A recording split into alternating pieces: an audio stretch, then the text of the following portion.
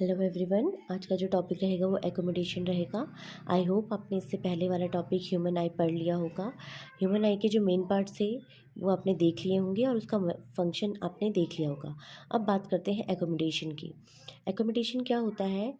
ये जब भी हम दूर की ऑब्जेक्ट्स या पास के ऑब्जेक्ट देखते हैं तो आइलेंस अपने अलग अलग डिस्टेंस के हिसाब से अपने जो फोकस को है वो एडजस्ट कर लेता है। तो इसी को ही हम क्या बोलते हैं? एकोमोडेशन कहते हैं। और जो फाइनल इमेज होती है ना, वो रेटिना पे बना देता है। ठीक है, तो हम बोल सकते हैं इट इज़ द एबिलिटी और property of eye lens due to which it can change its curvature और फोकल लेंथ। मैंने आपको बताया था कि हम पास की और दूर की चीज़ें या अलग अलग डिस्टेंस पे जितनी भी चीज़ें ऑब्जेक्ट्स को देखते हैं तो आइलेंस जो है अपनी फोकल लेंथ या कर्वेचर को चेंज कर देता है और जो फाइनल इमेज है वो रेटिना पे बना देता है। अब हम देखेंगे the focal length of its eye lens is automatically changed with the help of ciliary muscles. अब हमें पता है कि आइलेंस जो है फोकल लेंथ को चेंज करता है, बट इस पे जो फंक्शन करता है वो कौन करता है? सिलियरी मसल्स करती है।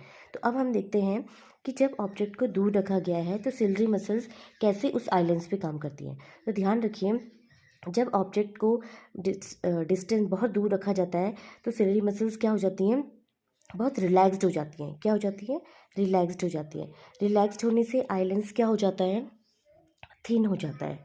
ठीक है, और फोकल लेंथ क्या हो जाती है? थिन होने से फोकल लेंथ क्या हो जाती है? इंक्रीज हो जाती है। ठीक है, और हमने पढ़ा था फोकल लेंथ पावर और फोकल लेंथ का जो रेशन होता है वो इन्वर्सली प्रोपोर्शनल होता है। तो अगर ये इंक्रीज हो रहा है तो कन्वर्जेंस क्या हो जाएगी? डिक्रीज हो जाएगी। आई होप आपको इतना समझ में आ रहा होगा। ठीक है, तो इसलिए हम बोल सकते हैं जो फार पॉइंट होता है इसके लिए इन्फिनिटी होता है। ठीक है, रिलैक्स्ड आइज के लिए जो फार पॉइंट होता है वो इन्फिनिटी होता है। फिर से रिपीट कर देती हूँ, अगर ऑब्जेक्ट को बहुत दूर रखा गया है तो सिलियरी मसल्स आइलेंस के ऊपर क्या काम करती हैं? आइलेंस को पतला बना देती हैं, फोकल लेंथ इंक्रीज हो जाती है, कन्वर्जेंस डिक्रीज हो जाती है और फाइनल जो इमेज बनती है वो रेटिना पे बन जाती है। ठीक है, अब सेम बात करते हैं, अगर ऑब्जेक्ट को नियर बाय रखना है तो अब आइलेंस पे सिलियरी मसल्स क्या काम करती हैं? तो आइलेंस को थिक बना देती हैं। क्या बना देती हैं? थिक बना देती हैं। थिक बनाने से जो फोकल लेंथ हो जाती है शॉर्ट हो जाती है, और शॉर्ट जब होती है कन्वर्जेंस क्या हो जाती है?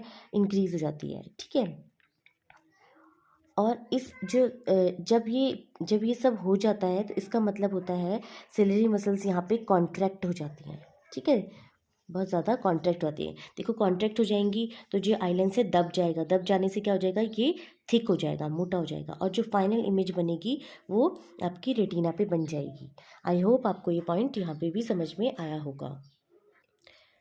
अब हम देखेंगे power of accommodation for far objects. अगर दूर है तो पावर ऑफ एकोमोडेशन क्या होता है? एट इनफाइनाइटी। ठीक है, और पावर ऑफ एकोमोडेशन अगर ऑब्जेक्ट नियर है तो वो उसकी जो फोकल लेंथ होती है या डिस्टेंस जो होती है वो मिनिमम 25 सेंटीमीटर होती है। ठीक है, अब आप नोटिस करिए, अगर आप 25 सेंटीमीटर से कम पे आप कोई ऑब्जेक्ट या न्यूज़पेपर पढ़ना चाहते हैं, जैसे 10 सेंटीमीटर 15 सेंटीमीटर, तो आपको जो लेटर्स या वर्ड्स हैं वो क्या दिखाई देंगे? ब्लड दिखाई देंगे। ऐसे ही पावर ऑफ एकोमोडेशन जो नियर ऑब्जेक्ट्स के लिए होता है ना, वो मिनिमम 25 सेंटीमीटर होता है, या फिर अगर आप इस फॉर्मूले से 25 सेंटीमीटर को चेंज करें तो 4 डायोप्टर के इक्वल होता है, और ये नॉर्मल ह्यूमन आई के लिए होता है जिसमें कोई डिफेक्ट ना हो। ठीक है, आई होप आपको ये पॉइंट समझ में आ गया होगा। अब एक पॉइंट आता है least distance of distinct vision. इसका मतलब ये है कि ये एक मिनिमम डिस्टेंस होती है जिसमें कोई आई जो है किसी भी ऑब्जेक्ट को बिना स्ट्रेन लिए ईजिली देख सकती है। तो इसको डिनोट किया जाता है डी से, और इसकी जो लेंथ होती है वो 25 सेंटीमीटर होती है। आई होप आपको ये पॉइंट समझ में आया होगा। अब नेक्स्ट क्लास में हम डिफेक्ट ऑफ विज़न देखेंगे और उनका करेक्शन देखेंगे। Thanks for watching.